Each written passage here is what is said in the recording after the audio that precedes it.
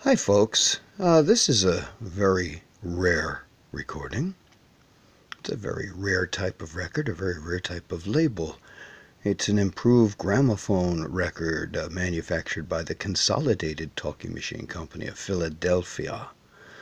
This is the beginnings of what would become the Victor Talking Machine Company, but the very early beginnings. We're talking about mid-year 1900.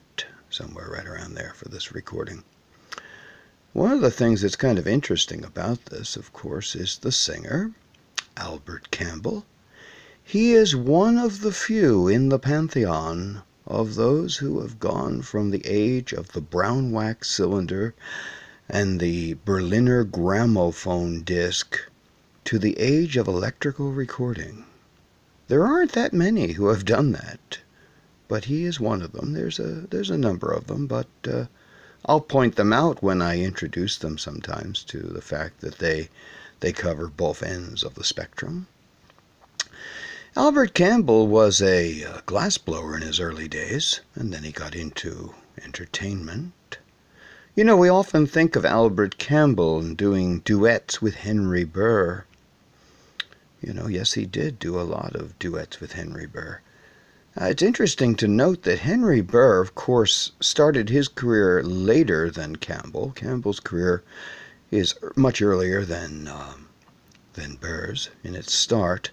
He was also about 10 years older than Henry Burr. And, of course, Henry Burr also goes from around the early days of the disc record up to the age of electrical recording and goes into radio, which a lot of old recording artists did.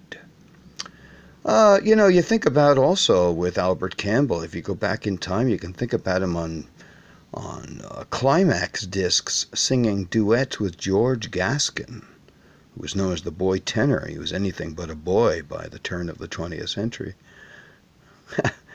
It's an interesting thing. But once again, I want to show you this. Look at the condition. This is a beautiful record. These are very hard to find, these records.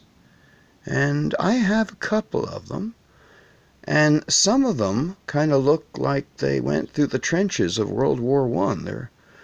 And also, they weren't made to the most exacting of standards. That first year of production had lots of bugaboos, and they had lots of issues. Let's just put it that way. A number of these records are out of round. I have a couple that are so out of round it's kind of frightening. And it amazes you that they sent them out that way. It was a novel, new industry, and it was filled with its problems and its mistakes. Here we're going to listen to a very rare recording, as I mentioned. You know, this is one of the rarest of recordings. There's perhaps another one. There's the 10-inch label that was put out the following year, which is much rarer than this. But I have to tell you, these consolidated labels are not at all common, and more often than not they're beat to hell, because if you look at the machines they were played on, they were pretty rough. So to find one in good condition like this is a very, very rare thing. So without further ado, let us listen to Arthur Campbell sing Sally.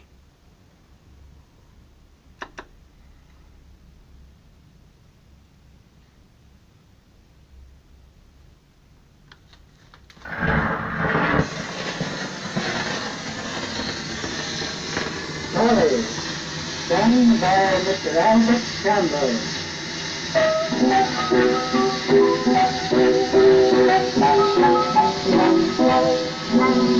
My Sally is a little boy with a hair as black as blonde boy. When she's coming the bill, just looking in there, so wonderful with the eyes on the boy.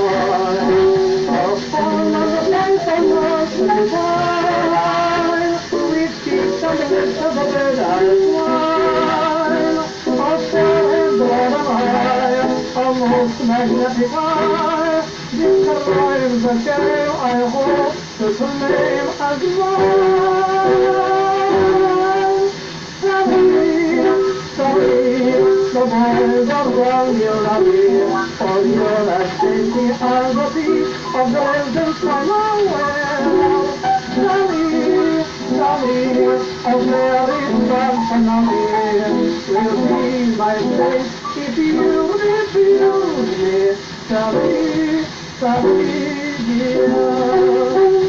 Sally, Sally, the boys around your lobby, all your activity are the beat of the legends from nowhere. Sally, Sally, a very strong family, will be my fate if you refuse me. Sally, Sally, dear.